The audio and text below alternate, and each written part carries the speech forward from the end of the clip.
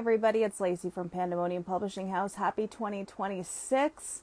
I know that a lot of you are back at work today for the first time, and so am I. And over the break, people have told me that they are absolutely 100% finishing their novel this year. I hope they're right, because over the last 10 years of being a publisher, I have seen why people fail at completing their work, okay? Longer works are a little bit more, I guess, difficult to complete because there's so many moving parts. So what I'm going to do is I'm going to do a 4-part series to help you figure out how you are going to finish your novel this year. You're done waiting. You are not a writer. You are going to be an author, okay? And this is the year that you're going to do it, and I'm here to support you. So you can check out pandemoniumpublishing.com for additional support, and we're here to help you realize your writing goals this year. So to get to it, 3 S's, this is part 1 on how to finish your novel in 2026, that are going to help you do that, okay? The first S is structure. You cannot do anything without some type of structure. And what I mean by that is I'm not just talking about a routine. I'm not talking about, writing every single day. You have to define the structure that is going to allow you to hit the target that you've set for yourself, okay? You cannot hit a target you can't see. So we have to start with structure. And what that means is deciding, are you going to write a certain amount of pages per day? Are you going to hit a specific word count by the end of the week? Are you going to carve out time, the same time every single day, to have that as your writing time?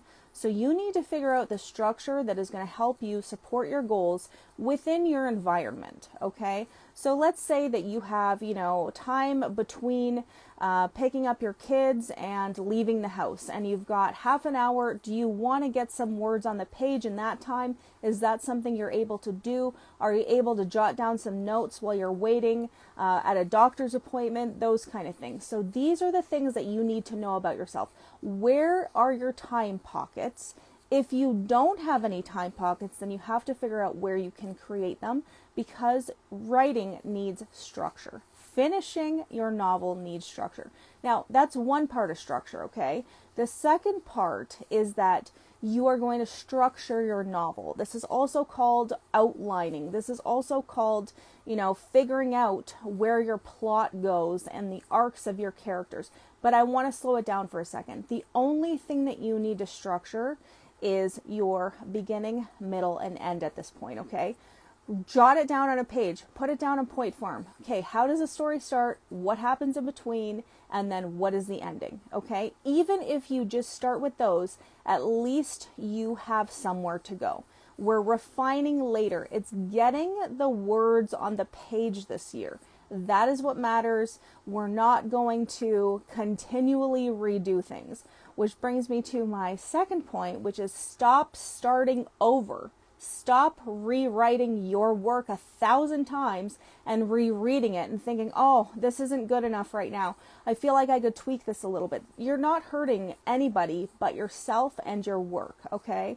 And that's a huge problem, because of the fact that if you keep second guessing yourself, if you keep starting over, if you keep saying, you know what, this just needs a tiny little bit of this and it's going to be so much better, you're never going to finish. I'm telling you right now, you are not going to finish your novel, okay?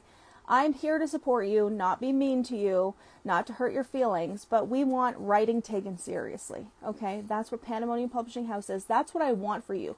I want a whole bunch of authors at Pandemonium Publishing House to be successful this year with whatever they are working on, and that happens by finishing the work.